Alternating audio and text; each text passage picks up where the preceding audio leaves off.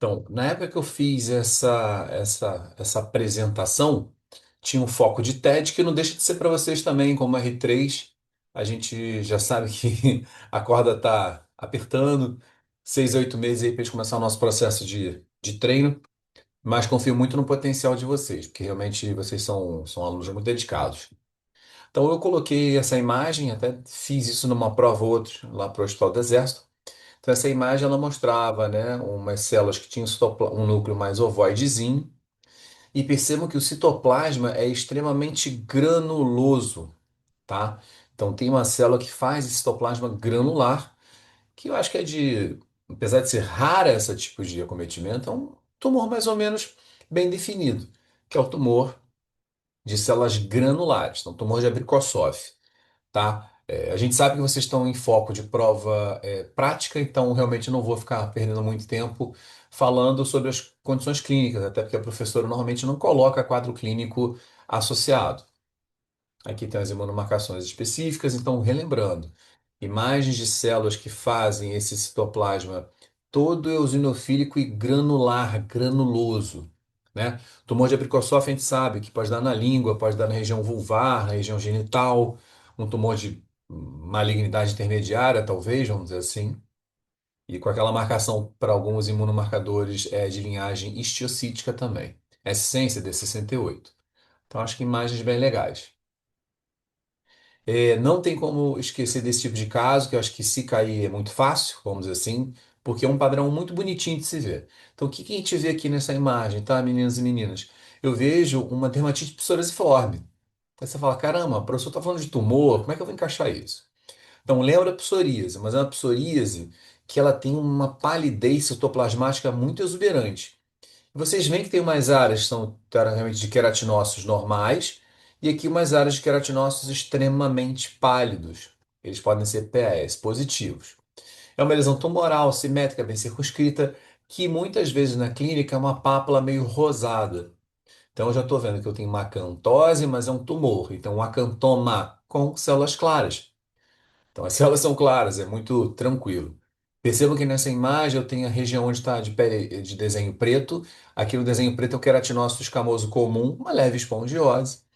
E aqui onde tem uma cantoma de células claras com bastante edema dentro do citoplasma. Então elas ficam pálidas mesmo. Então, é batata, esse tipo de lembrança, né, o acantoma de células claras, é muito comum em provas de especialistas. Tem fluxo de neutrófilo, a gente pode ter essa dica indireta. Então, se aparecerem neutrófilos nesse tumor, não me é surpresa, tem que aparecer mesmo. Então, lembrem que ele faz um padrão bastante psoriasiforme, tá? E aí, outro que tem células claras. Só que a gente vê aqui uma proliferação lobular, que faz assim um nódulo, e a gente vai vendo que ela é muito bem circunscrita. Acho que todos vocês já devem reconhecer nesse padrão aqui típico de células periféricas menorzinhas e células aqui internas com o núcleo e o seu citoplasma todo goticulado. Então aqui eu estou pelo menos no grupo dos tumores sebáceos.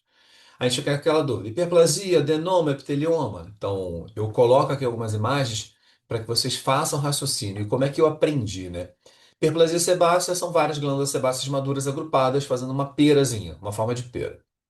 Já o adenoma sebáceo, ele produz um pouco dessas células aqui, basaloides proliferativas.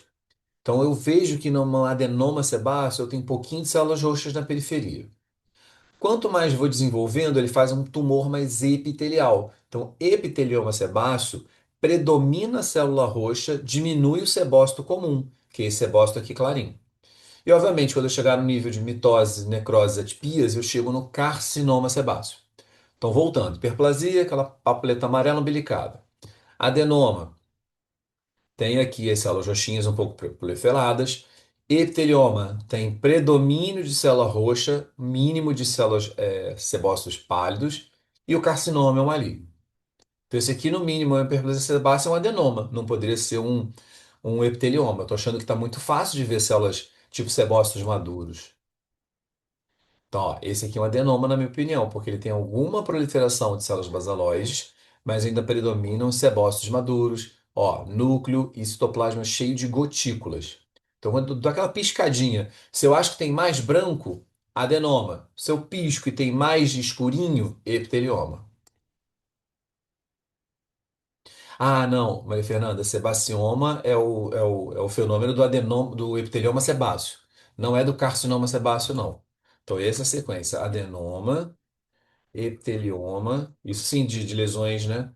Como a gente está evoluindo. Depois, carcinoma. Aí o epitelioma sebáceo é a mesma coisa que sebacioma.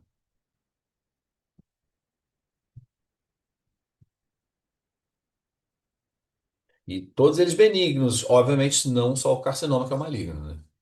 Então, esse a minha linha de pensamento. Ó, tudo que a gente colocou aqui. Isso fica gravado, tranquilo, depois vocês podem rever. Não é objetivo para a prova de segunda, mas tranquilo que vocês me peçam, eu transformo isso em PDF para ter como se fosse um livro, um resuminho, né? Que foi esse foi o conceito quando eu preparei essa aula. Então, estão vendo as imagens aqui? Então, essa primeira aqui da minha esquerda, eu chamaria de hiperplasia sebácea, que eu vejo glândulas sebáceas bem grandonas, típicas, formando esse nódulo, meio que piriforme. Aí, por exemplo, quando eu bato o olho nessa aqui de baixo, na minha opinião, predomina mais o roxo. Então, eu chamaria essa aqui de epitelioma sebáceo. Vão ter momentos, tá, meninos e meninas, que vai dar dúvida, tipo, essa aqui, eu chamo de epitelioma ou de adenoma? Então, assim, entendo que na prova vocês vão ser cobrados desse detalhe, mas nós patologistas poderemos ter essa dúvida. Como ambos são benignos, não faz muita diferença.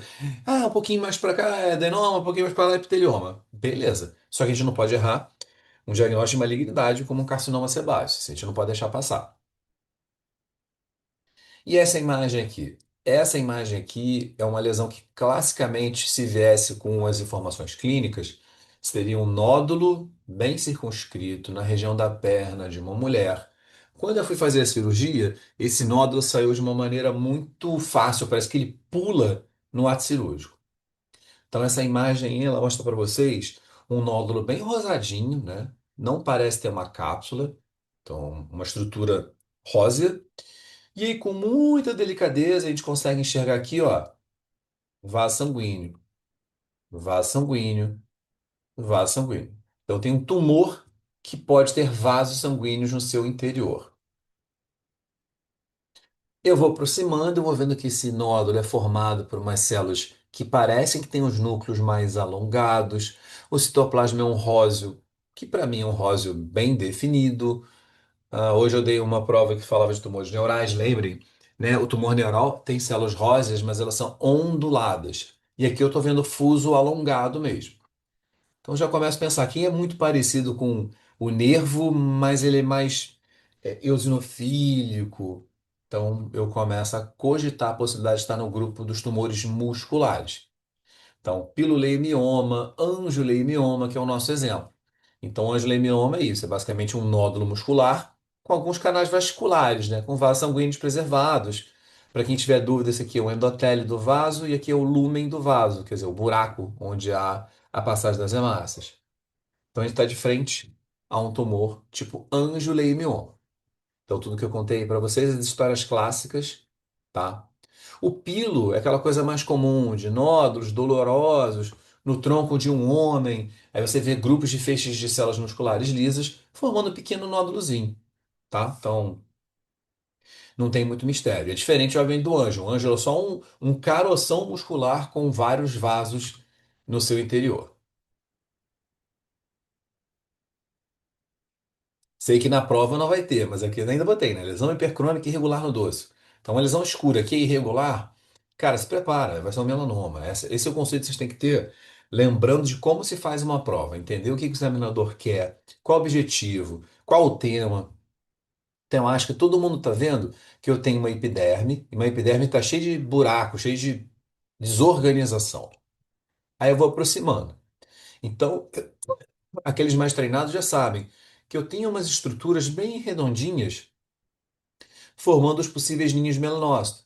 E olha aqui como é que eu tenho uma célula que ela tem essas pernas, eu falei hoje para os meninos também, esses dendritos. Então, uma célula dendrítica. E essa célula dendrítica está em várias alturas da epiderme. Lembram da pele normal? O melanócito, teoricamente, fica na camada basal e ele está a 1 a cada 10 queratinócitos da camada basal. Ele não deve subir, só em algumas situações especiais. E nesse caso, doutores, tem subida demais. Então, tem que ficar esperto no melanoma, possivelmente in situ, que eu não estou vendo invasão. E os melanomas, diferentes dos nevos, porque o nevo ele predomina um ninho de melanócito. Aqui, para mim, chama atenção muito isso, ó, o melanócito individual em várias alturas. Então, cada bolotinha que eu estou riscando, provavelmente é um melanócito, todo irregular. A lesão tem que ser avaliada completamente, né? Eu sei que vocês vão ter fotos, mas eu tenho que ver, avaliar a simetria, circunscrição, quer dizer, se eu divido essa lesão na metade, ela é igual uma metade à outra? Ou onde eu sei se ela começa, onde eu sei que ela acaba?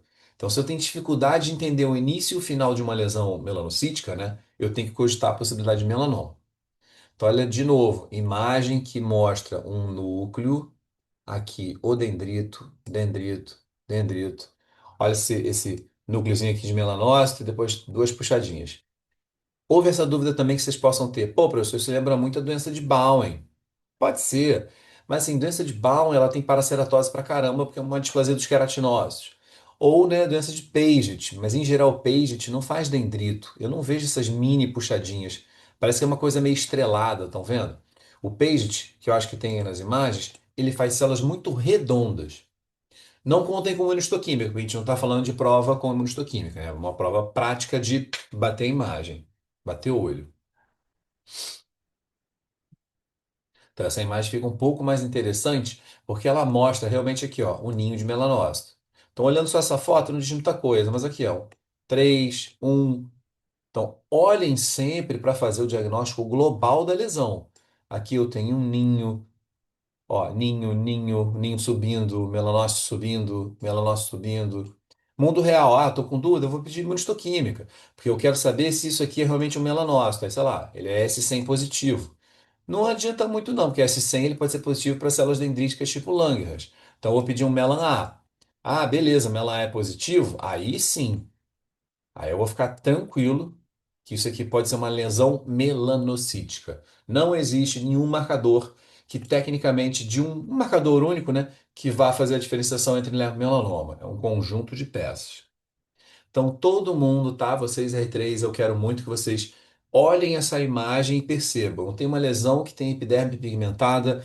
Essa epiderme tem várias bolotas de tamanhos diferentes. Essa epiderme realmente tem células que vão em vários níveis de subida. Então, no mínimo, pensar no grupo Paget, Bowen e melanoma in situ, tá? Eu não vejo invasão, eu estou aqui, tem infiltrado inflamatório, derrame pigmentar. Então, para mim, o melanoma in situ. Lembre-se que na prova isso tem que ser colocado muito claramente, tá? Ah, melanoma. Não, melanoma in situ, melanoma invasivo. Porque o prognóstico é totalmente diferente, eu sempre falo. Façam o que vocês gostariam que fizesse para vocês. Vocês gostariam de receber um laudo só de melanoma? Não. Então, na prova, a gente tem que ter esse tipo de apreço. Essa imagem ficou desfocada. Mas ela mostrava unidades individuais de melanócito em várias alturas. Aqui fica um pouco melhor. Então, essa é uma imagem que super dá dúvida para pensar talvez uma doença de Paget. Então, esperem que possa haver esse tipo de dificuldade na prova. O que que eu aconselho, né? Sempre tentar ver se há pigmento, porque, claro, sei que Paget pode ser pigmentado, mas é muito mais raro. Então, melanoma é uma doença pigmentada. Então é muito mais raro ter um melanoma melanótico. Então tudo que tem pigmento eu penso em melanoma. E vou tentar achar se alguma célula tem as puxadinhas, né, os dendritos. Então, esse aspecto aqui, sabe? Meio que te fazendo uma estrelinha, descendo assim. Então eu tenho que procurar isso para só no HE eu sugerir. Claro que se eu precisar, eu vou complementar com imuno, mas não é o caso da nosso desafio de segunda-feira. Então as características histológicas a gente deixa aqui escrito. Mas hoje o nosso foco é imagem, imagem.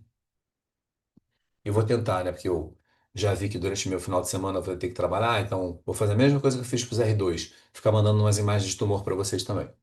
Então, olha a MacPage a gente faz células ovoides, com citoplasma bastante pálido e róseo, que vão ser positivas, né, para citoqueratina 7, GATA3, CAN 5.2, carcinoma espinocelular in situ, que é a doença de Bauer, então a gente vê que é uma displasia super irregular em todos os queratinócitos do epitélio.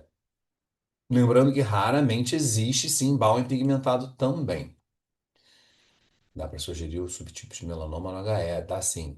Então, se eu vejo que é um subtipo, pelo menos In situ, eu vou dizer sempre, Luiz, in situ versus invasivo, esse é o mínimo. A gente imagina que existe assim, né? O lentil maligno melanoma é um subtipo que é fotoexposição idoso na face. Então a gente vê que tem uma epiderme retificada e eu vou ter anexos cutâneos, como glândula sebácea e folículo piloso, né? Então se eu sei que está na face, eu sei que tem uma epiderme retificada e eu tinha essas imagens aqui, eu vou chamar lentil maligno melanoma ou melanoma in situ da pele fotoenvelhecida. O que eu faço nos meus laudos? Eu sempre classifico assim: melanoma. Aí, primeiro, é localizado ou invasivo? Eu boto melanoma in situ. Depois a gente bota subtipo histológico. Aí eu vou usar essas dicas.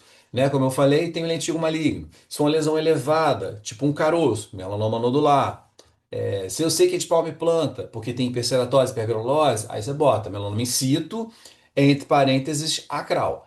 É sempre mais importante você definir se ele invadiu ou não invadiu, né? É claro que a gente sabe que existem alguns prognósticos um pouco diferenciados, para um acral nodular, para um desmoplásico, mas não deixem de classificar, porque eu estou forçando essa ideia com vocês. Classifiquem se ele está apenas na epiderme ou se ele desceu da epiderme, porque aí essa invasão é o risco de metástase, se for mais que 1 milímetro, né? Então 0,8 consideração linfonodo sentinela. Mas sim, a gente tem que tentar decifrar que subtipo eu estou vendo. Mas é óbvio, isso é uma coisa um pouco mais à frente, né? Não acredito que a professora queira que vocês falem. Extensivo superficial, melanoma, lentigo maligno, não sei. Nevo. Então todo mundo sabe que nevo melanocítico, né, é aquele agrupado de ninhos e cordões melanócitos.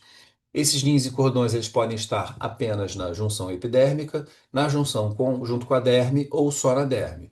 Então eu tenho nevo juncional, nevo composto e nevo intradérmico. As duas tipos de células são as células redondas, que fazem os ninhos, e as células fusiformes, que não fazem ninhos. Então, eu tenho os melanócitos não azuis e os azuis. Tá? Esse é o contexto geral. E aí, quando esses grupos de células vão até a derme reticular, eu posso chamar que esse nevo tinha um programa para ser revelado desde o nascimento, por isso que é um nevo com características de congênito. E aqui tem vários nomes. Eu acho que vale a pena a gente relembrar, porque sei lá se a professora vai querer que você faça um nome completo. Então, névoa de Clark é uma confusão, tá? Porque ele pode ser considerado como um névoa atípico e para outros colegas não. Então, normalmente a gente não usa muito o termo Clark para o laudo patológico no contexto de uma prova. Agora, névoa de Sutton, que é o névoa de Ebra, que é a mesma coisa que o névoa com fenômeno halo, tem que saber que ele faz aquele infiltrado liquenoide. Neb Spitz, lesão vermelha numa criança, com aquelas células fusiformes, com os corpos de camino, aquelas fendas nos ninhos. O Neb de Reed, neve de células fusiformes e pigmentadas. Então, assim, de novo, se eu estou recebendo um laudo, eu quero um laudo completo. Então, eu quero que você me diga que é um nevo juncional de Reed, nevo composto de Reed. Neves Pilos, muito difícil de ser cobrado, porque ele tem aquela lesão mais lentiginosa e depois embaixo faz uns pontos mais escuros. Então, o famoso nevo da Angélica, aquela mácula castanha bem pálida e pontos escuros. Tudo que for mais escuro vai ser agrupado de ninhos formando um nevo. Nevo de Una, aquele padrão polipóide, só que as células, né, os ninhos e cordões, são semelhantes. Mischer é a mesma coisa. Então, ninhos e cordões melanócicos clássicos, no entanto, o Mischer é muito comum no rosto. E aí, como nós no rosto temos vários pelos, né, aquele acúmulo de melanócitos meio que desloca esses pelos para a lateral. Então, essa sensação que eu fiz um V, sabe? Folículo piloso torto e um bando de ninho de melanócito no meio, eu considero que eu estou de frente ao nevo de Micher. E assim, todos com um prognóstico muito parecido. Então, um nome diferente para o Nevo Azul é esse aqui, Nevo de Jadasson Pitt, né, para a prova de especialista. Nevo de Myerson é um nevo melanocítico que sofreu uma agressão do tipo eczema, então ele tem espongiose na pele, né, na nossa patologia. Mas, de novo, tem ninhos e cordões melanócitos. Então, talvez agora vocês não tenham que saber, mas para uma prova de especialista tem que saber isso mesmo. Isso, Lisão. Para alguns grupos de pessoas, nevo de Clark é a mesma coisa que nevo displásico. Para outros, não. É um nevo benigno que não mostra displasia. Então, pensando em provas, não vai cair no TED, não vai cair para a professora Fátima para dizer nevo displásico, sabe? Isso é uma coisa para a gente discutir quando tem um paciente lá com várias lesões, uma pele muito branquinha. Então, conseguem perceber que a gente tem aqui ó, um folículo piloso deitado, folículo piloso deitado. glândula sebácea, glândula sebácea. Então eu já tenho a maldade de olhar para essa imagem e falar, poxa, eu tenho alguma coisa no meu rosto e que deslocou os meus anexos. Aí quando eu aproximei, né, eu vi ninhos e cordões melanócitos, aqui é os ninhos, ninho, e aqui tentando fazer um padrão mais cordonal. Tudo igualzinho, sabe? Então nesse caso, eu vou considerar a possibilidade de nevo de Micher. Nevo da bruxa, nevo da vovó, né? Clark, como eu comentei, super difícil. Mas a maioria dos nevos de Clark são nevos juncionais que podem estar no contexto de uma fibroplasia, quer dizer, o colágeno da derme papilar fica um pouquinho mais rosado. Então, esse espessamentozinho leve, a gente chama de fibroplasia. E uma vez ou outra vai ter um melanócito subindo. Mas o contexto de nevos de Clark que ainda é uma lesão benigna. Então, eu vou ver os ninhos nas bases dos cones da epiderme, né? Como eu estou falando, pode ter esse processo meio lentiginoso. Lembrando, tá, meninos e meninas, lentigo é a proliferação de queratinócitos que forma esse padrão tipo botinhas, né? Então o epitélio fica bem curvozinho, curtinho e pigmentado, formando um padrão de botas. Então, nevo lentiginoso, né? Nevo juncional lentiginoso, discretas atipias, nevo de Clark, mas, de novo, estou passando um conceito que não vai ser cobrado nas provas porque é muito difícil. Una, totalmente polipóide. É como se ele pegasse a derme papilar e plá, projetasse, o que faz em geral uma lesão polipóide no tronco, né? Una, vamos dizer assim, é comum do corpo, né? Mischer é comum da face. Ó, Nevus pilos. Acho que se caiu uma ou duas vezes na vida. Mas eu tenho que saber que ele tem dois conceitos. Tudo que esse bege pálido é área lentiginosa, ó, queratinócito. Fiz um ponto, eu observei esse ponto escuro, aqui eu tenho ninhos, né? Quatro ninhos de melanócito. Então, lentigo sobre nevo. Algumas pessoas falam nevo sobre nevo, porque assim, nevo espilos, mas entende que nevo é um amartoma. Aí nevo sobre nevo, você fala, pô, nevo é melanocítico? Não é. Ele tem área lentiginosa com uma área melanocítica tipo nevoide. Então eu chamo de lentigo sobre nevo. Nevo Sutton, eu coloquei isso na prova hoje, os meninos desesperaram. Mas a dica é essa. Eu não vou dar clínica para vocês, porque se a gente coloca essa imagem, né, de uma lesão melanocítica com halo hipocrômico vitiligoide, todo mundo sabe o conceito de nevo-halo. Mas como é que é a histologia disso? Infiltrar liquenoide. Então eu vou ver um infiltrar liquenoide super interessante. E aí, com muita calma, a gente sabe que tem uma celularidade diferente. Então, no mundo real, cara, o nevo de Sutton, nevo de Ebra, que é um nevo com fenômeno halo, é imprescindível que eu faça imunistoquímica para tentar diferenciar o que que é melanocitou e o que que é linfocitou. Porque eu não tenho certeza que isso aqui são melanócitos, onde eu marquei de vermelho. Por isso eu pedi uma imuno, um SC melan A. Beleza? Comprovei que é melanocítico. Ah, é maligno, KM67 alto, P16 negativo. Entendeu? A gente tem outros atributos para dar um diagnóstico. Então, não é R não, né? É o famoso nevoal. Cara, névoa azul. Então, como a gente estava falando, as células que formam os névoos azuis, elas não se agrupam em ninhos e cordões. Elas fazem feixes de células. Eles podem se entrelaçar, mas eles não agrupam. Então, quando a gente bate o olho, a gente sabe que tem um borrão muito acastanhado.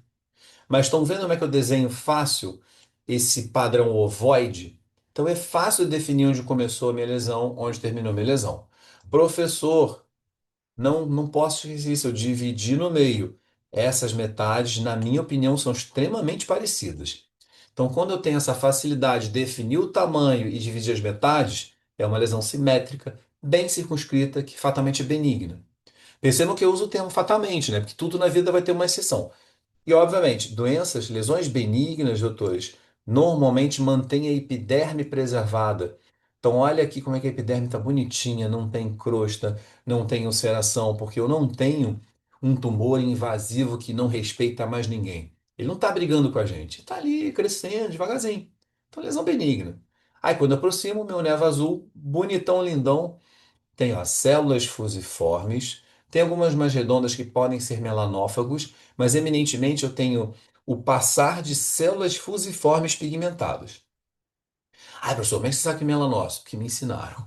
Eu sei que parece coisa de maluco, mas a gente às vezes não entende por que aquele fuso é um melanócito. Então a gente aprende a morfologia. Claro que eu confirmaria a sua origem por imunistoquímica, só que eu também entendo que quando a gente está aprendendo dermatopato, certas imagens têm que entrar. Depois você vai raciocinando com o detalhe da citologia, né? O dendrito, o grânulo do mastócito, o grânulo vermelho do eosinófilo. Isso a gente vai pegando com o tempo. Mas às vezes, cara, eu tenho que bater o olho e falar, cara, borrão preto, né? Neva azul. Quem faz uma coisa parecida, mas extremamente mais discreta, são as melanocitoses dérmicas. Então, você já ouviram falar do nevo de Ito, nevo de Iota e aquela mancha da região lombar. Então, é como se fosse um nevo azul, só que muito menos populoso. Então, eu tenho algumas raras células fusiformes. E, em geral, as melanocitoses são aqui embaixo. Elas não são muito aqui na derme superior, não, tá? Então, não esqueçam disso. Ah, nem sabia, quer dizer, não lembrava. Então tá aqui melanocitose dérmica, né? O nevo de Otta. Estão vendo que eu olho para essa derme, todo mundo vai achando que é uma pele normal, mas eu sei que é uma pele da face, porque tem uma super glândula sebácea. Aí vocês estão vendo aqui bem delicadamente, ó, passando algumas estruturas fusiformes e pigmentadas. Então é muito menos cheio de célula do que um nevo azul, mas o conceito histológico de células fusiformes que não formam ninhos é o mesmo.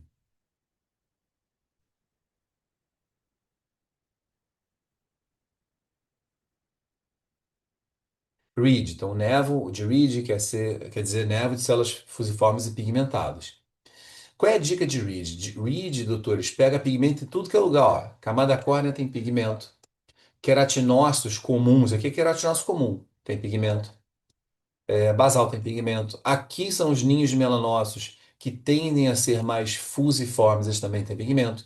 E aqui também tem derrame pigmentar, então tem melanófagos. Então é uma lesão extremamente pigmentada. Essa é a dica. E, obviamente, ela é simétrica, bem circunscrita, todo aquele processo. Sem atipias celulares, né? A história clínica que não vai vir na prova é que Reed é uma lesão pigmentada, arredondada, super tranquila. Dermatoscopia de explosão de estrelas, né? Vou mandar que eu tenho umas fotos também de Reed com aquelas células fusiformes em pezinho que parece como se fosse gotas de chuva. Isso é bem legal para dar uma dica histológica. Spitz. Então, Spitz ele tem fenômeno da epiderme. O que que eu tenho que ver em Spitz? Né? Eu tenho hiperceratose, então aumenta a queratina. Eu tenho áreas que aumentam a granulose. Então, Spitz é hiperceratose e hipergranulose. E além disso, eu vou ter os ninhos de células fusiformes ou epitelioides. Então, ó, aqui é fusiforme, lembrando um fuso, tá? Epitelioides são essas células redondas que lembram alguma coisa mais histiocitária, sabe? Uma coisa epitelial às vezes, escamosa. Então esse redondinho é o mais raro. Eu normalmente vejo mais células fusiformes. Lembre-se que Spitz é primo de Reed, né? Do células fusiformes pigmentadas. Mas Spitz quase nunca é pigmentado, tá? E obviamente Spitz é benigno, apesar de que a gente conceitualmente pode encontrar uma ou outra subida de melanócito em Spitz. No Reed também, né? Mas é mais comum em Spitz. E isso não faz com que ele seja uma lesão precursora do melanoma. Claro que vai ter aquele momento que vai ter lesões espitizoides atípicas, que todo mundo fica na dúvida. Mas essa aqui, eu te dou uma história de uma criança com uma lesão vermelha, crescimento lento, sem ulceração, né? E aí você vê, né, grupos de células fusiformes. Também eu posso ter essa fenda aqui, estão vendo? Tem um buraco artefatual. Então, essa fenda, né, nos ninhos de melanócitos de Spitz é bastante comum. Fala-se muito também aquele corpo de camino. Então, os corpos de camino são os corpos citoides, que eu posso ter aqui na derme papilar. Aí fica uma bolotinha vermelhinha, como se fosse um corpo de Sivate, tá? Só que esses corpos de camino não são tão específicos, porque raramente eles aparecem no melanoma. Então, a gente não pode usar o corpo de camino para dar um diagnóstico. Sempre o conjunto da obra, tá, meninas e meninos? Hoje me perguntaram lá no SBD, pô, professor, faz um diagnóstico diferencial desse tumor aí que a gente fica perdido. Então, claro, se está com a história lá, lesão nodular próxima do nariz, você já tem alguma ideia clínica. Então, o que que a gente vê? Basicamente, um cisto córneo e umas massas de células basaloides. Então, acho que todo mundo, quando olhar uma imagem dessa, claro que a primeira dúvida vai ser carcinoma bacelular. Mas, de uma maneira interessante, lembrem-se sempre do estroma. O que que é o estroma? É o colágeno. Então, o colágeno que cerca essas massas, em geral, é uma massa um pouco mais densa. Então, olha que interessante, eu estou vendo aqui a massa. E aqui o colágeno, um rosa, né? Bem significativo. E eu só tô com a primeira imagem de exemplo, né? Então, ó, cistocórneo envolto por um epitélio. Esse epitélio tende a ser basaloide. Aqui esboça uma paliçada periférica e tem esse estroma. Tá vendo aqui? Ó? Não tem aquela retração clássica do CBC.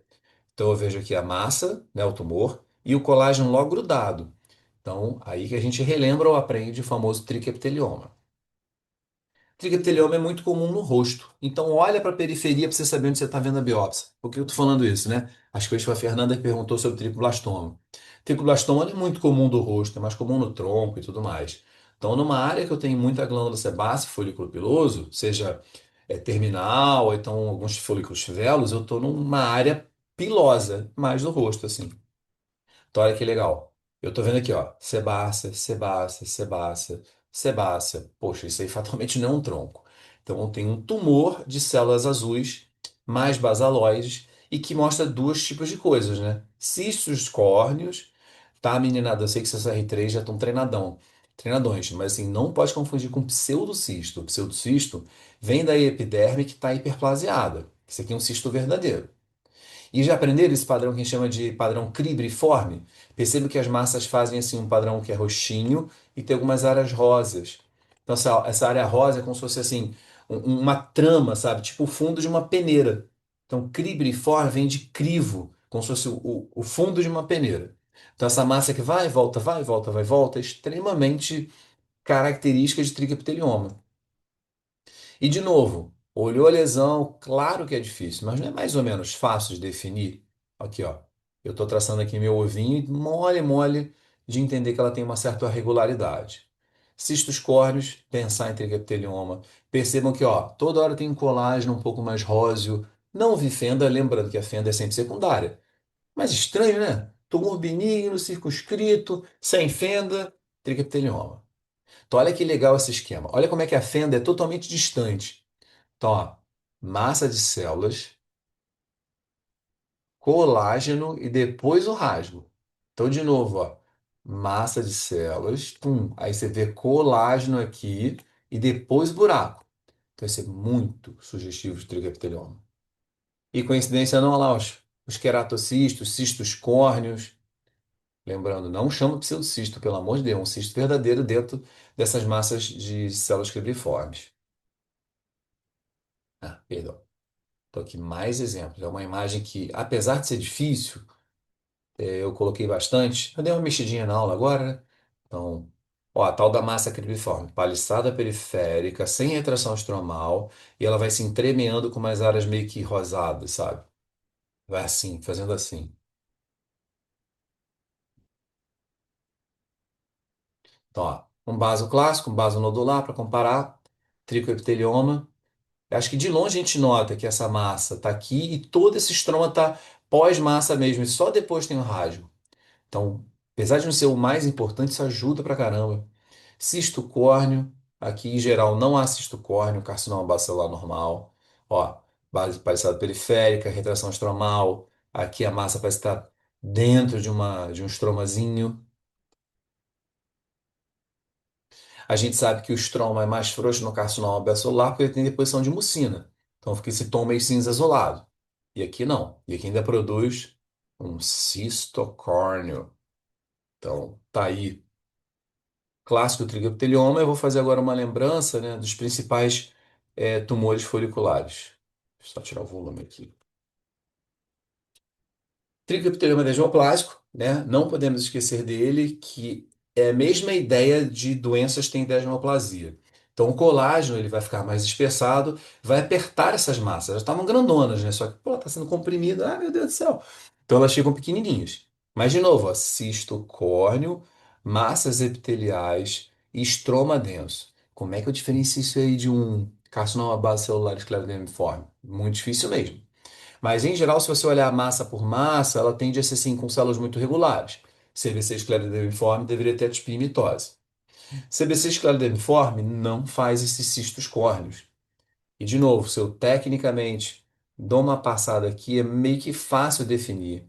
Tumores malignos tendem a ser mais infiltrativos. Então, eles tendem a descer a derme reticular profunda e adiposo. Tumores benignos, não. Então vão lembrando dessas dicas, porque não é só olhar a célula. Entendeu? Você olha isso aqui, às vezes acho que até um lentil, um pedacinho de lentil, né? Porque é um brotinho. Então, o contexto ajuda muito. Lembrando, ó, tricoblastoma. Então, qual é o conceito de tricoblastoma? Massa de células basalóides paliçada periférica, em geral sem retração estromal, em geral sem necrose, mitose e atipia, massas muito grandes e que normalmente não são próprias do rosto, tá? Quando eu estou olhando toda a minha lâmina. Então, olha aqui. Tem a paliçada periférica, tá querendo fazer aquela coisa meio cribriforme. Então é muito difícil mesmo. Quem está no início da carreira vai olhar isso aqui e vai errar, não tem problema nenhum. Aí você vai pedir imunomarcador, tentar ver se aquele BRP4, não sei se já ouviram falar, tem um marcador que chama BER, aí traço, P de pato e o número 4. Então ele tende a ser positivo nas massas de carcinomas basocelulares, sendo negativo em outros tumores foliculares. Não é 100%, mas é uma ideia que eu posso usar. Pô, pilomatricoma, imagino que se cair todo mundo vai destruir, né? Porque pilomatricoma é aquele chamado epitelioma calcificado de Malherbe. Então, epitelioma, tumor do epitélio. E ele vem da origem da matriz do pelo. Então, a gente tem que lembrar que na matriz do pelo eu tenho células proliferativas arroxeadas. Essas células são nucleadas e elas, para produzir a queratina no interior do pelo, já que o pelo começa a produzir a queratina lá na porção lá porção infundibular, eita, porção inferior do pelo, ele vai ter que perder esse núcleo para fazer uma massa queratinosa.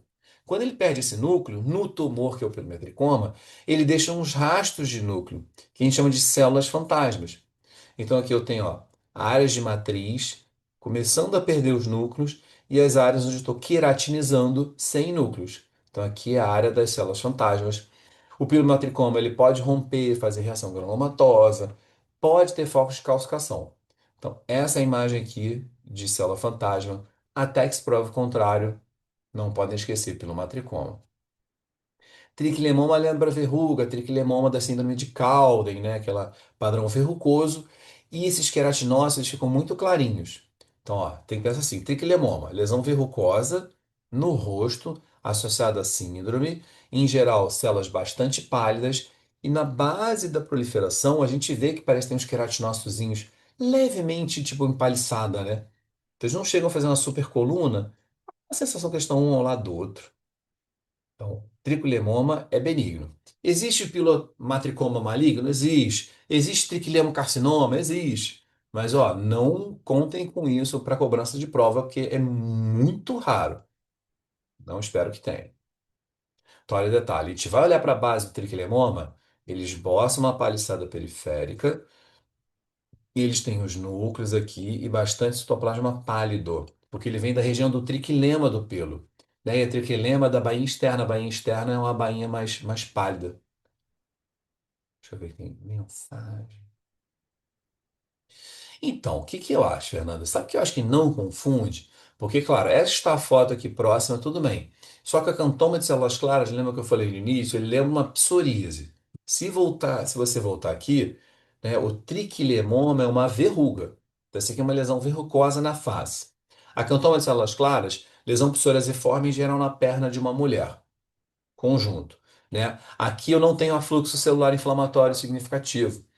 No acantoma de células claras, a gente comenta muito sobre isso, de ter neutrófilos. Então, você procura uma psoríase pálida com neutrófilos, sendo lesão única, benigna, acantoma de células claras. Claro, se você tira uma foto disso aqui, vai dar um medo. Só que também na cantoma você vê nitidamente a transição do queratinócito normal para o queratinócito pálidozão. Isso também ajuda no diagnóstico. Mas eu acho que não, acho que chega um momento do nosso treino que você vai olhar e vai fazer a diferença de uma maneira melhor. Essa paliçadinha aqui, em geral, o acantoma de células claras não tem.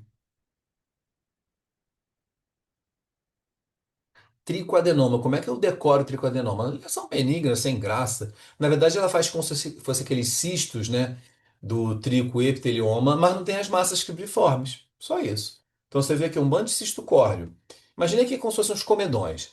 Mas assim, ele faz assim, o comedão, são vários cistos. E ele também tem esse estroma denso. Então, o colágeno do tricoadenoma, ele é bem circunscrito, né? Ele agrupa isso tudo. Então, tricoadenoma. Por que adenoma? Porque lembra glândula, né? Adeno, glândula. Então, tumor que lembra a glândula de origem do cabelo. Trico, cabelo, oma, tumor, adeno, glandular. Etimologia das palavras ajuda muito. Não define, mas ajuda muito. Então, ó, isso é diagnóstico de laboratório meu, né? Então, vocês veem exatamente, tipo, vários cistos córneos, muitos cistos córneos imersos em estroma denso. Perceba esse colágeno. Então, não faça um treino de patologia, seja para prova ou para vida, só tentando pegar uma característica. Cara, você tem que namorar toda a história. Então, por isso que eu também falo, né? Mandem história para patologia, que a gente não é mágico. Mas se eu tenho treino, um treino correto, eu acho que a gente chega aos diagnósticos, às vezes, até sem história. Então, ó, estroma denso, rosinha, cisto córneo, como se fosse um cisto folicular. Mas te estranha, né? Por que que eu tenho 75 cistos foliculares pequenininhos agrupados? Então, estou de frente a algum tipo de amartoma, né? Então, aqui é um amartoma dessa porção infundibular do pelo, formando vários infundíbulos agrupados em estroma denso, com um estroma denso. Aqui o colágeno, quase parece uma cicatriz isso aqui. Então, cisto córneo, cisto córneo, cisto córneo, cisto córneo, estroma denso, tricoadenoma. É desesperador tomar folicular, né? Por isso que eu estou fazendo isso com mais calma, questão mais importante, botei no início da aula mesmo.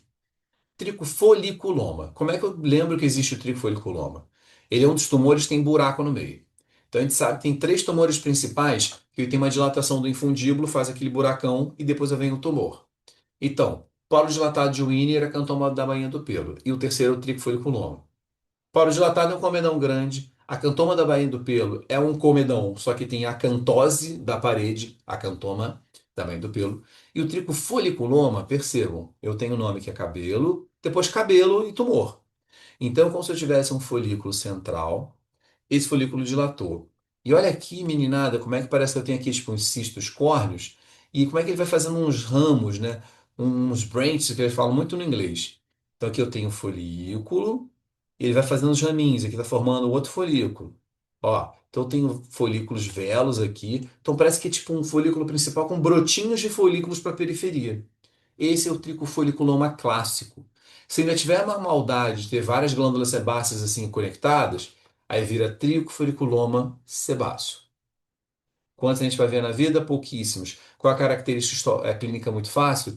Normalmente, quando aparece um tricofoliculoma, ele é um tumor e saem uns pelinhos brancos no centro. Então, se tivesse uma informação clínica, seria pápula, livre de queixas no rosto de uma paciente de 50 anos. Nesta pápula tem uma eminência de folículos brancos. Já sabe, tricofoliculoma. Dentro do seu classicismo, né, da sua raridade, é clássico. Então, ó, dilatação, estroma denso de novo e brotos formando pequenos folículos. Aqui, ó, formando folículo, formando folículo. Isso aqui é um tumor, né? Um tumor benigno.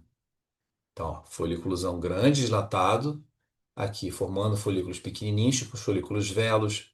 Perceba que não está cheio de massa cribriforme, para a gente não confundir com tricoepitelioma. Então, ó, tipo um cistinho, uma massa, formando aqui nisto um folículo velos. Então, está formando pelos pequenininhos, saindo, vamos dizer assim, brotando do pelo maior. Aqui, tem até a haste do pelo. Então, ele está brotando aqui, ó, a haste do pelo, esses pontinhos aqui acinzentados. Aqui o folículozinho passando. Tchum. Broto epitelial, não dá para chamar isso aqui de carcinoma celular, né? Tá bem regular, não tô vendo mitose, o estroma super denso. Então, vejam que não aprende sem olhar todo o complexo, né? Eu tenho que entender tudo.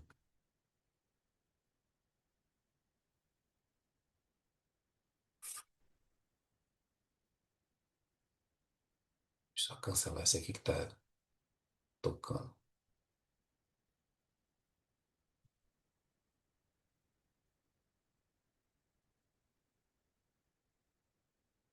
Questão da UESP, eu aprendi esse tipo de tumor lá. Então, uma lesão frontotemporal no idoso 6 meses. Então, questão que a professora também adora. O que que a gente vai perceber, né? Nossa epiderme está preservada e olhem como é que a derme está cheia de buraco. Então, toda vez que está cheio de buraco, pode pensar em glândula ou proliferação vascular. Se isso é uma glândula ou uma coisa vascular, percebam que vai até lá no fundo. Medo. Idoso, uma lesão frontotemporal há muito tempo, com buracos, vamos lá analisar. Quando olha esses buracos, às vezes tem muitas hemácias extravasadas Vejo canais que eu não defini, que me parecem que tem apenas uma camada. E quando eu olho essa camada, ó, aqui eu tenho um núcleo diferente que é desse, que é diferente desse. Então existe uma atipia desses núcleos que formam esses canais. Então eu tenho um tumor vascular atípico. Com o idoso com uma placa vermelha que está durando, é um angiosarcoma. Então, o angiosarcoma é um tumor maligno bastante grave, né? Que a gente sabe que tem aquelas subsíndromes, tipo Stuart-Treves, que tem relação com o linfedema após mastectomia e tudo mais. Então, esse aqui é um caso. Infelizmente, seu Rui faleceu já. Aqui na UERJ tivemos há uns 5, 6 anos atrás. Então, começa com essas lesões papulosas, vão ficando eritematosas, muitas vezes é tratado com outros diagnósticos. E é bem complicado, porque são vasos muito aberrantes. Ah, tá, só tinha essa imagem mesmo. Então, aqui os nomes. E a gente não pode esquecer, também tivemos dúvida, a gente discutiu sobre esse famoso diagnóstico aqui, né, que é o sarcoma de Kaposi. Claro que a malignidade de Kaposi tende a ser bem menor. Então, como é que eu penso em Kaposi? Kaposi tem fases de evolução. No seu início, Kaposi, como é uma lesão maculosa, a epiderme está preservada, não tem grandes elevações. E eu vejo pequenos rasgos na derme, até que fazendo os promontórios, ó. Então, quando eu tenho sinal do promontório, esse aqui é um promontório, que é um vaso dentro de outro canal vascular. Isso ajuda muito a pensar em sarcoma de Kaposi. Professor, eu não tenho imunistoquímica. Imagina que você está ainda sem o exame, que imunistoquímica positiva para herpes vírus tipo 8, show de bola, todo mundo faz o diagnóstico. Mas você tem que olhar isso aqui, ó. Então, uma derme cheia de fendas, essas fendas tendem a fazer um lúmen mais fechadinho. Aqui eu revelo, né, um vaso, e aí nesse brotamento eu tenho um outro vaso dentro. Esse aqui é um sinal do promontório mega clássico. As células são fusiformes, eu não sei nessa imagem se tem, mas é muito comum que eu tenha plasmócito. Tá? Plasmócito é uma célula inflamatória que gosta de acompanhar a cápase. E óbvio, se eu fizer imunistoquímica com positividade por herpes vírus 8 nos núcleos, eu vou cogitar confirmar meu cápase. Ufa, então vamos passar por alguns tumores vasculares. Acho que todo mundo reconhece um granuloma piogênico. O professor adora pedir tumor vascular. Então, granuloma piogênico é a mesma coisa que hemangioma capilar lobular. Então, é um hemangioma formado por capilares sanguíneos, né, que são vasos muito fininhos, e são agrupados em lóbulos de vasos. Então, isso aqui é um lóbulo vascular. Esse lóbulo é separado do outro lóbulo de vaso por uma derme fibrótica, vamos dizer assim. Então, né, grupinho de vasos, cicatriz não. Grupinho de vasos, ai meu Deus, tecido conjuntivo, vaso, tecido conjuntivo. Então, essa diferenciação, eu vou pensar muito no granuloma, granuloma piogênico. O granuloma piogênico também costuma fazer ulceração, tá? Então, olhem para a epiderme, se estiver ulcerada, facilita pensar em granuloma piogênico. A reação inflamatória do granuloma piogênico pode ser mista, mas em geral é discreta. Eu não olho para ela. Se eu vir um granuloma piogênico extremamente neutrofílico, pode crer que o paciente pode ter uma imunossuficiência adquirida associada, né? E você tem que cogitar a possibilidade de uma angiomatose bacilar. Como é uma doença infecciosa, né? Então não pensei nela. Então, olha aqui, ó. Grupos de vasos sanguíneos pequenos e um septo de tecido conjuntivo um pouquinho mais fibroso. Então, separou esse lóbulo deste lóbulo. Porque às vezes, se você tira uma foto dessa, você pode confundir com hemangioma comum, hemangioma rubi. Só que o hemangioma rubi não faz essas divisões, tá? E claro, a história também ajudaria. Discutimos essa imagem essa semana, que é o angioqueratoma. Então, uma doença que vai ter coisa queratótica. Percebam que tem no nome. Então, angioqueratoma, cara, tem que olhar para a imagem e perceber hiperceratose, hipergranulose. Primeiro ponto. Angioqueratoma muitas vezes clinicamente fica escuro, porque eu tenho o trombo dos vasos. E ele não é um tumor vascular clássico, é uma hiperplasia vascular na derme papilar. Então, tu não vai ver um bando de vasos aqui na derme reticular. Você vê só uns vasos dilatados na papila com hiperceratose e hipergranulose, tá? E aqui, porventura, eles fizeram um trombo, o que clinicamente te traz uma imagem preta. Por isso que o paciente corre achando que é um melanoma. Passem mais de novo, a hiperceratose, até que aqui a granulose nem é grande coisa, um bando de hemácia, aqui a parede do vaso bem fininha. Percebam que ele não tem nada aqui para baixo. Então não pode confundir isso aqui com hemangioma rubia. Hemangiomas, também acho que é interessante que vocês não usem esse termo, que fica extremamente inespecífico. Isso aí é um escleratoma. Existe linfangioma, hemangioma rubi, hemangioma em tufos, síndrome de Pons com hemangioma glomerulose, tem um monte de coisa. Linfangioma, parecido, no entanto, ele vai ter um pouco mais de serosidade, que seria a linfa. As paredes vasculares são extremamente finas e podem fazer, né, essas válvulas, essas paredezinhas aqui. Em geral, se isso fosse, né, para a gente aprender juntos, se eu quero definir a parede do vaso com a imunistoquímica, eu peço esse marcador, que é o D240, tá? Não vai ter isso na prova, mas aprendemos hoje. Vasos dilatados. Como o linfangioma vem de vasos linfáticos mais profundos e dilatados, a gente vai olhar lá para baixo, que o examinador vai colocar aqui um vaso dilatadão lá na porção inferior da hernia reticular. O que é diferente do angiosqueratoma, não tem um vaso nutridor ou mantenedor. Hemangioma glomerulose, a gente também falou. Cara, isso é muito bonitinho, porque existe a síndrome de Poins, né? Ou doença de Castleman, que podem ter esses tumores vasculares. São hemangiomas, clinicamente, hemangiomas vermelhos, ponto. E aí você vai ver aqui, ó, proliferação de vaso. Às vezes o endotélio é um pouquinho mais hiperplasiado. E aí tu vê aqui, ó, vaso. Então não estou inventando. Tem endotélio aqui, tem endotélio aqui. Aí dentro desse vaso, ele faz um enovelado de vários vasinhos pequenos. Então, esse enovelado lembra um aspecto de glomérulo renal. Por isso que o nome está dizendo hemangioma glomeruloide, tá? Então, enovelado de vasos dentro de outros vasos, no contexto de Castleman ou a síndrome de Poins. Também comentamos. Cara, tá no nome, hiperplasia angiolinfóide com eosinofilia. Então, teoricamente, é um hemangioma com eosinófilos. Então, o que acontece? Eu vou ter proliferação de vasos sanguíneos, esses vasos sanguíneos vão ter um endotélio bem gordinho, que eles botam de plump no inglês.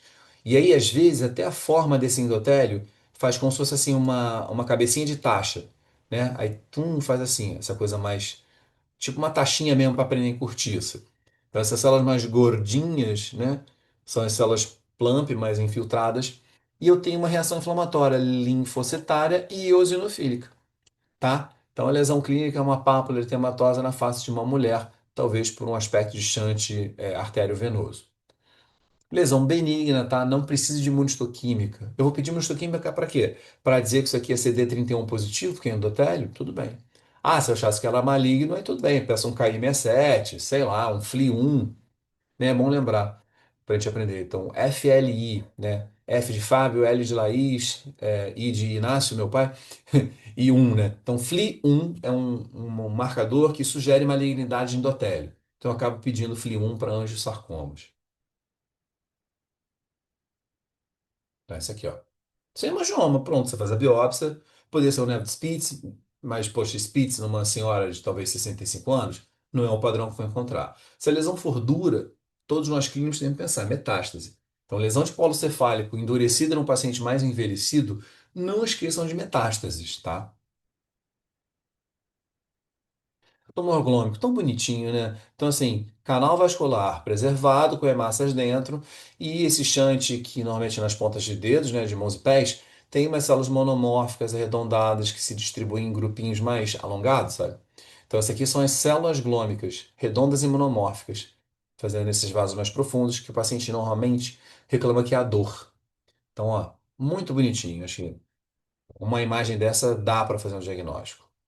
Tó, endotélio, vaso sanguíneo e as células glômicas, todas aqui bonitinhas, né? Abraçando esses vasos sanguíneos, porventura tem até poucas hemácias nessa imagem.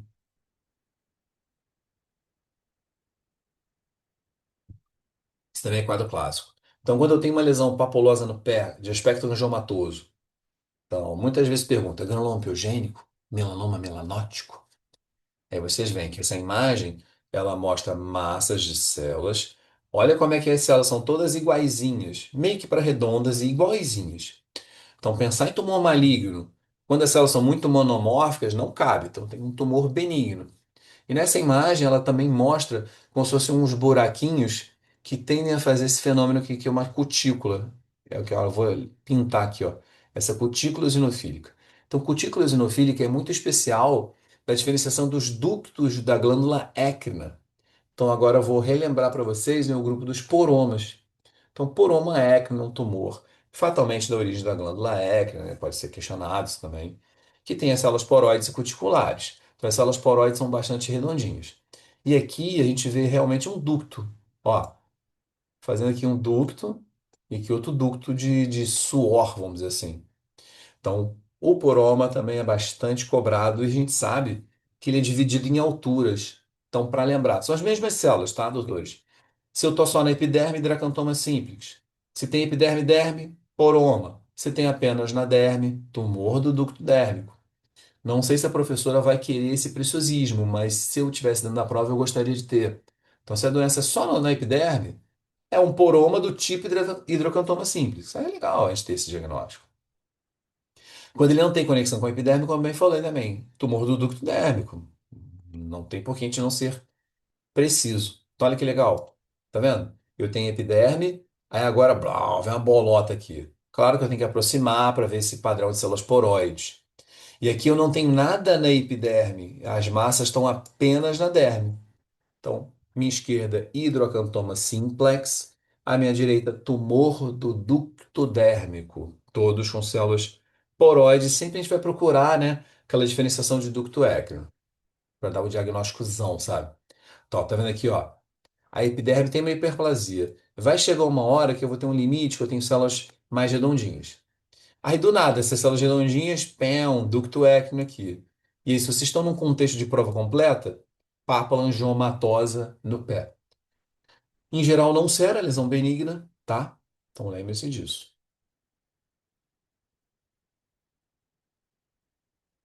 Bora que vamos fazer mais uns 30, 40 minutos aí. Eu sei que é cansativo, mas tentem aguentar. E, assim, eu não vou conseguir fazer outro dia, mas vamos depois combinando pra gente fazer com mais calma, né, em outros momentos.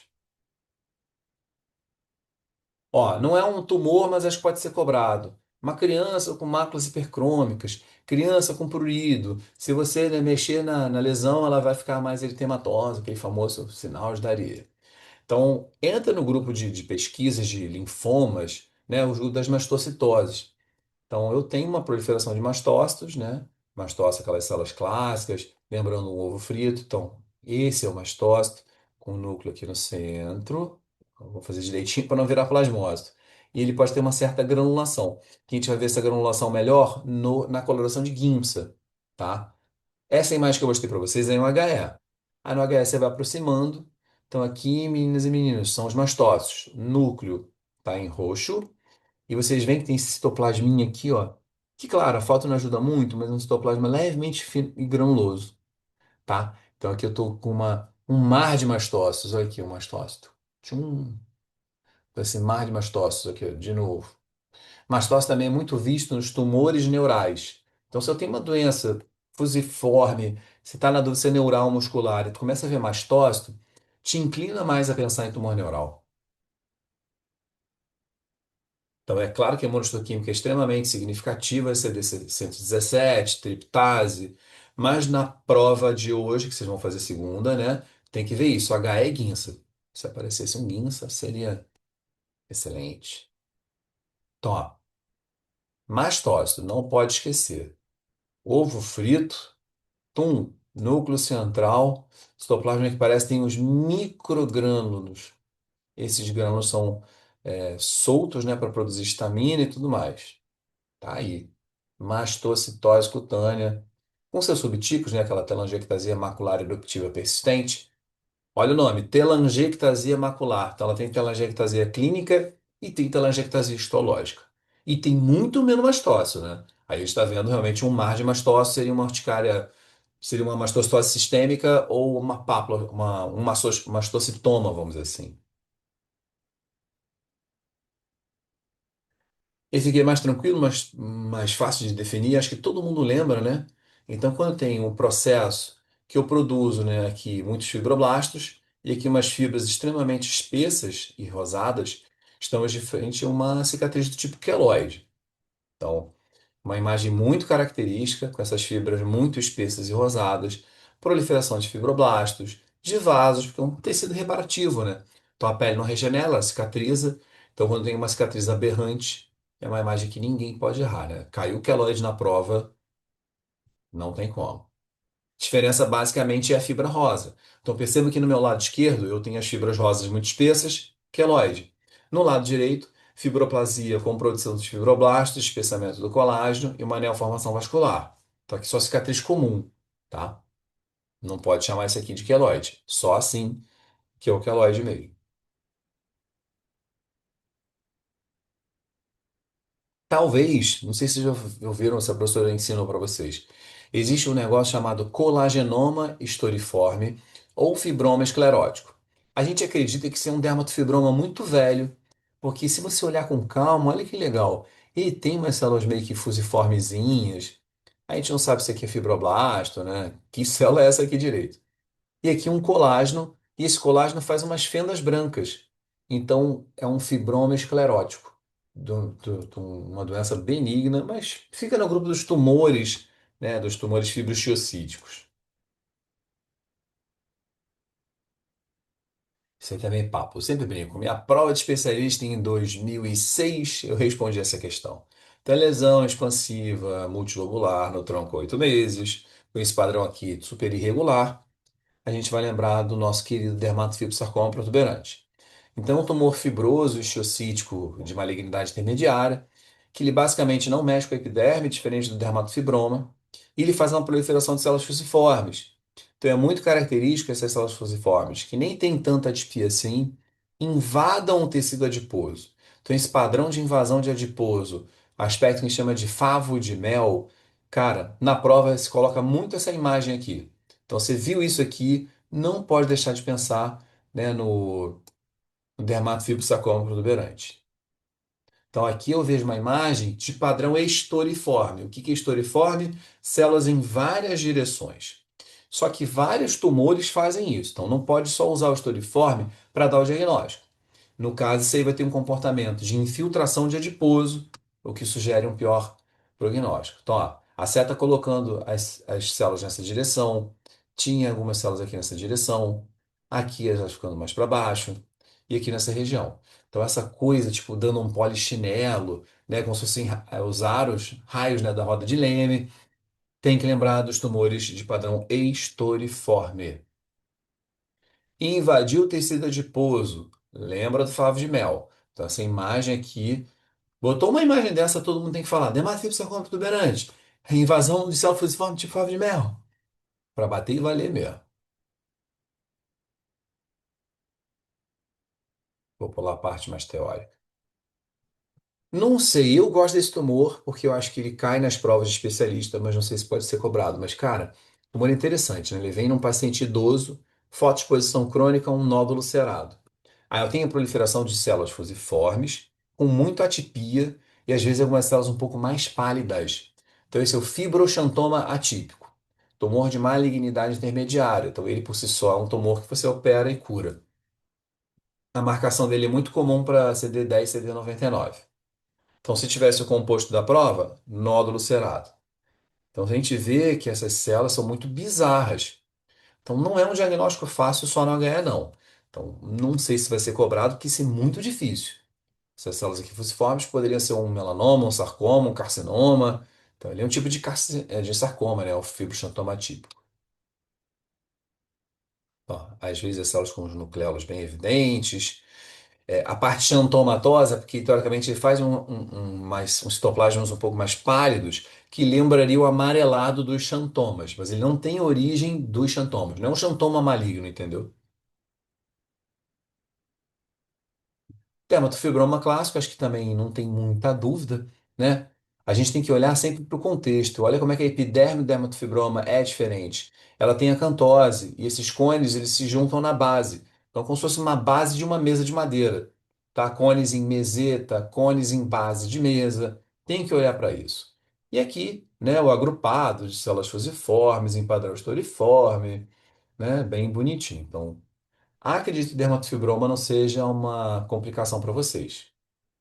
Então, aqui, colágeno e que vários fibroblastos, vamos dizer assim, entremeando em várias direções. Olha para a epiderme. Ah, cone em base de mesa, cone pigmentado. Então, lembra do dermatofibroma. Dermatofibrosarcoma é uma lesão infiltrativa, então ela atrofia a tua epiderme porque ela está fazendo uma força. tipo de baixo para cima, né? Muitas vezes, né, as células do dermatofibroma fazem esse aspecto que deixa o colágeno mais voando, mais soltinho. Lembra ali um colágeno do tipo queloide. Então a gente também fala encarceramento do colágeno na periferia, colágeno queloidal, né? O patologista usa esses termos para justificar esse padrão.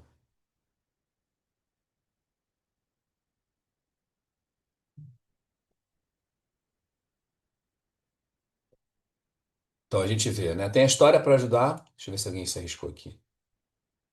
Ah, normalmente não, Luiz. Dermatofibrosarcoma protuberante normalmente não tem esse aprisionamento. Isso é coisa da lesão benigna mesmo. Aqui a gente está vendo uma epiderme retificada, uma proliferação de células. Esquece a minha clínica. E de longe eu vejo muitas células muito pálidas zonas, né? Então aqui eu vejo como se fosse assim uma palidez na periferia dos núcleos. Então os olhos mais treinados já sabem, opa, eu estou vendo as famosas células de Touton. Então as células de Touton são células gigantes multinucleadas, nas quais elas têm os núcleos, teoricamente, na periferia. E aí, além dessa periferia, eu tenho uma xantomização, uma palidez. Normalmente, do tom completa os núcleos fazendo um círculo completo. Uma vez ou outra não vai estar isso. Então, como eu botei no caso, uma criança de 9 anos com uma pápula amarelada, xantogranuloma, que, como é criança, xantogranuloma juvenil. Pode também ter xantogranuloma do adulto e a histologia é igual. Então, vamos todos reconhecer as nossas famosas células Touton. Então, aqui, ó, célula gigante multinucleada com xantomização periférica e grinalda de núcleos. Grinalda é igual a grinalda que normalmente a mulher usa para casar, né? Então, assim, aquele agrupado todo, né, das florezinhas. Então, é óbvio, células Touton não são exclusivas do xantogranuloma. Mas normalmente, quando eu estou com uma prova, eu jogo uma lesão única e nodular com muitas células de Touton, deve ser um xantogranuloma. Então, se eu tenho essa clínica, eu acho que ninguém vai errar. Não vai pensar num tumor maligno, numa lesão dessa, bonitinha, amarelada, numa criança. Acho que não. Sua versão chata, né, que dá no idoso, placas atróficas amareladas, que então vai ser células um pouco mais diferentes. Então vai ter um xantogranuloma necrobiótico. O que quer dizer isso? Ele também vai ter necrobiose.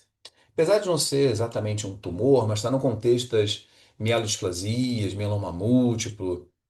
Então ele pode fazer também as fendas de colesterol. Não sei se a professora, quando coloca tumores, fala disso também, né? Aqui, as fendas de colesterol bastante características do xantogranuloma. Xanto, olha aqui, as células xantomizadas. Granuloma, estiócitos e as fendas de colesterol. Célula gigante, célula gigante. Aqui estranho, tem uma célula meio atípica. E a necrobiose estava aqui, ó. Tá vendo? Necrobiose é a morte do tecido. Então ele fica todo um rosado sem núcleo citoplasma. Então isso aqui é uma área de necrobiose. Que pode estar em outros contextos de necrobiose, né? Mas aí não vou me alongar para a gente não ficar inflamatório. Ah, eu vou colocar só porque hoje a gente teve essa discussão, tá? Deixa eu ver o que que fizeram de pergunta. Esse é o mesmo de xantoma tuberoso? Não, não, o xantoma tuberoso é xantoma comum. O xantogranuloma, Karine, ele tem essa coisa do granuloma, áreas de necrobiose e as fendas de colesterol. Os xantomas são eminentemente de disposição de estiócitos xantomizados pela derme. Tuberoso porque a localização faz com que você tenha umas pápulas mais tuberosas. Tuberosa vem de tubérculo, de lesão gorda, de lesão infiltrada. A gente evita o termo tuberoso ou tuberculoso, né? Porque a gente acredita que seria uma coisa mais da clínica, mas ainda chamamos às vezes. Esse é um caso raro que a gente teve lá no Exército, que eu aprendi porque eu errei e depois uma menina lá no congresso até ela publicou esse caso, ela falou, não, professor, tem um caso assim. Então, uma reação vascular que pode ter proliferação de células gigantes. Então, esse aqui é uma doença muito rara, que a gente chama de angioistiocitoma de células gigantes. Olha o nome, anjo. Então, eu tenho proliferação de vasos. Então, olha isso aqui, eu pensei, pô, mas uma telangiectasia louca. Só que no caso ela tem várias pápulas e às vezes você faz uma lesão única, né? Então, anjo, a gente vai procurar a coisa estiocitoma, né? E aí a gente encontrava umas células gigantes multinucleadas, alguns fibroblastos. Então a gente não sabe. Isso aí pode ser um dermatofibroma, é diferente, um dermatofibroma também envelhecido. Há esse questionamento do anjo estiocitoma de células gigantes. Me responda aí no chat. Vocês já conheciam esse tipo de tumor? Benigno, obviamente. Não sei se a professora já falou, porque quando eu fiz essa aula, eu tinha acabado de aprender esse caso, eu falei, cara, vou colocar. A gente, quando dá aula sem curso, essas coisas, a gente fica meio que com essas provocações de que eu vou acertar aquela questão. Vai aquela questão porque eu cismei que vai cair. Então, eu fiz essa aposta, né? Não, a professora ainda não apresentou. E lembrando, essa lesão, meninas e meninos, é extremamente rara. Mas como eu consegui fazer um diagnóstico, falei, vou falar dele. Mas não se preocupem, não. Bem raro. Tá, reação vascular com estiose, idiopática. As células que estão ali positivas marcam, obviamente, NS100, não quer dizer nada. Que NS100 marca a célula dendrítica, marca a célula neural, marca melanócito. E aí, no ano que eu fiz, uns 3 anos atrás, e os vasos, obviamente, CD34. Então, como vocês têm essa coisa de cair questões que também passam pelas educações médicas continuadas dos anais brasileiros, eu fiz essa citação.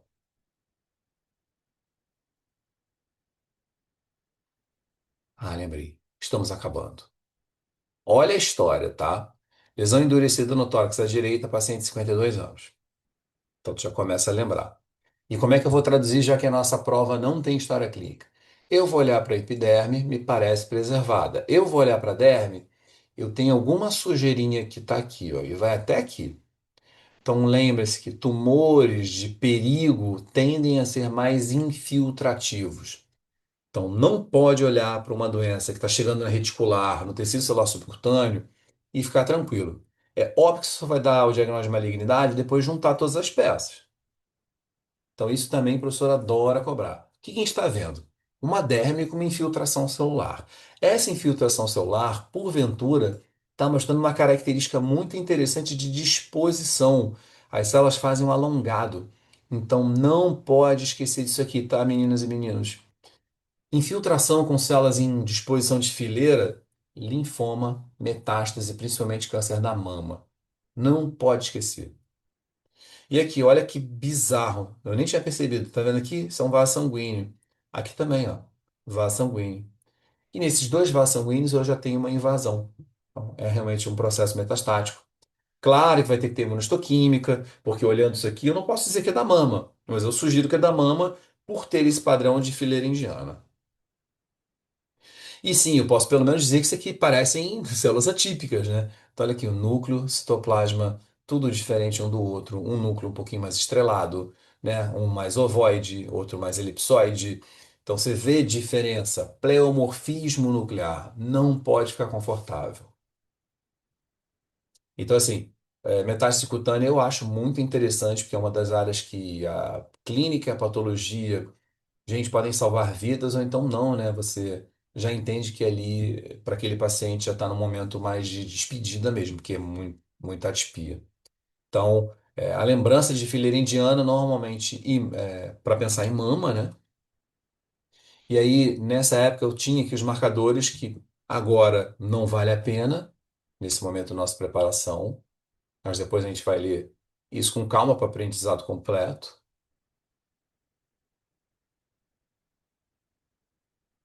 E aqui, por exemplo, ó, a gente vê aqui um vaso sanguíneo com duas massas dentro. Então, todo mundo tem que olhar para isso aqui e perceber. Infiltração cutânea, e se você entende que tem um vaso sanguíneo, você tem que falar, cara, com disseminação hematogênica. Ah, legal. Pô, a célula de anelcinite é muito difícil, cara. Pode ser câncer da mama, câncer gastrointestinal também. Então, é sempre assim, uma correlação que você vai pedir imunohistoquímica. Mas se vocês olharem para essa derma e entender que eu tenho um padrão de infiltração difusa, tu tá no grupo das possíveis metástases. Tá vendo, ó? Colágeno e essas maçarocas que vão formando fileira indiana. Então, se ninguém me dá informação, quando eu olhar para uma imagem dessa, eu penso, possível metástase de câncer da mama. Aí eu vou pedir marcador. RP, RL, que é receptor de estrogênio e progesterona, SERPB2, KM67, hemoglobina, GATA3, marcadores que podem dizer que essas células vêm de origem mamária. E no caso, nesse tumor do exemplo, ele era positivo para o RE, receptor de estrogênio, então favorece alguma linhagem estrogênica, né? Então, mama, ovário, endométrio. Mas ali era mama, né? E progesterona fracamente positivo, quase que negativo isso aqui. Ah, a imagem que eu vi poucas vezes, mas na época eu botei, que é o carcinoma renal de células claras metastático. Então, clínica histologicamente, o metástase de células claras, ele lembra um hemangioma, porque ele tem vários canais vasculares. Canais vasculares. Só que ele tem células claras. Então, aqui, ó, um bando de célula pálida formando os nódulos e esses vasos sanguíneos. Então, esse nódulo, você pensa em metástase de rim, que você vai pedir a história. Eu ficaria muito preocupado com melanoma, porque eu estou vendo uns grupos de células, né? Parece como se fossem os ninhos. Então, apesar de não ter pigmento, com certeza eu pedi uma imunistoquímica em um S100, um Melan-A, para meio que chegar ao diagnóstico desse tipo de célula. E aqui ele tem um marcador que é exatamente isso aqui, ó, RCC marker. Então, marcador para o renal de células claras. Então, existe esse RCC. A metástase de tireoide, ela faz esses corpos aqui bem eosinofílicos também, né? São os corpos tiroidianos, bem característico. Se você olha para esse grupo celular, meninos e meninas, é só uma células malignas. Não sei dizer. Mas se faz esses corpos citoides aqui grandões, que são os corpos da tireoide, e são positivos para tireoglobulina, positivos para aquele marcador TTF1. Então, né? Pô, se quer uma imagem dessa aqui, eu ia comemorar com vocês. Então, assim, de resumo, foi o que eu tinha já pré-preparado. Espero que essa nossa lembrança de hoje já dê alguma clareza aí na mente de vocês. Tumor é muito mais que isso. Tem os epiteliais clássicos, assim, baso, espino, Bowen, ceratocantoma. Eu vou tentar, durante o final de semana, lançar essas coisas mais tranquilas, porque realmente tem muita coisa. Dermatopato tumoral toda. A gente tinha que fazer um curso de 8 horas. Então, meninos, meninas, espero que eu tenha iluminado a cabeça de alguns de vocês aí que talvez não estivessem lembrando dos padrões, tá? E como eu botei aí na tela, boa sorte, aproveitem, descansem no final de semana um pouquinho também. Mas segunda vocês vão arrasar, com certeza. Ah, obrigado, galera. Pô, fico Obrigada, muito feliz de saber professor. que vocês estão aproveitando, sabe? O mais importante é isso. É vocês olharem, aprenderem. Hoje eu tive uma surpresa de uma menina, que eu não vou dar o nome, mas é uma surpresa excelente, que era uma menina de um outro serviço que eu trabalho, que ela tinha uma dificuldade enorme, enorme, sabe? E aquela menina, assim, de baixa positividade. Ela falava, não vou aprender, eu sou burra. Eu falei, não, não faz isso, cara. Você não precisa gostar de patologia, não tô aqui para te fazer gostar por excelência. Mas eu quero te ajudar, cara, pra vocês entenderem um pouquinho o que dá para fazer. Eu sei, poxa. Claro que eu gosto. Mas assim, se eu sei, por que que vocês não vão saber? Eu não sou mais inteligente que vocês. Eu tenho um preparo já há mais tempo. E ela foi, cara, treinando, foi treinando e porventura ela fez a prova, ela chegou toda feliz, que a galera reclamou que a prova tá difícil. Aí acabou a prova, ela veio no meu ouvido. Aí, professor, gabaritei. Eu falei, é sério? Ela gabaritou a prática teórica. Sim, a galera ficou tirando entre 7,5 e 8,5. Ninguém também foi super mal. Mas eu fiquei muito feliz porque essa menina decidiu se esforçar. Então, assim, para ela que era muito ruim, começou a não ficar tão ruim. Então, esse é meu papel aqui, cara. Pô, vocês têm curso, têm aula, tem vários sites maravilhosos. Então, eu quero tentar só dar uma tranquilizada para que vocês cheguem a um bom resultado. Vão ser bons dermatologistas, vão passar na prova. Então, assim, estamos juntos na jornada. Depois tudo acalmar, como eu falei com os R2, a gente vai se organizando, nem que a gente faça 2 vezes por mês. Mas vamos tendo umas aulinhas assim, online, que eu acho que é legal para a gente se situar. Beijos, bom descanso. Durante o final de semana eu vou pancando vocês de imagens. Obrigado, meninas. Foi um prazer. Valeu. Beijo. Boa noite. Muito obrigada, Boa noite, professor. queridas. Fiquem em paz, tá? Bom descanso.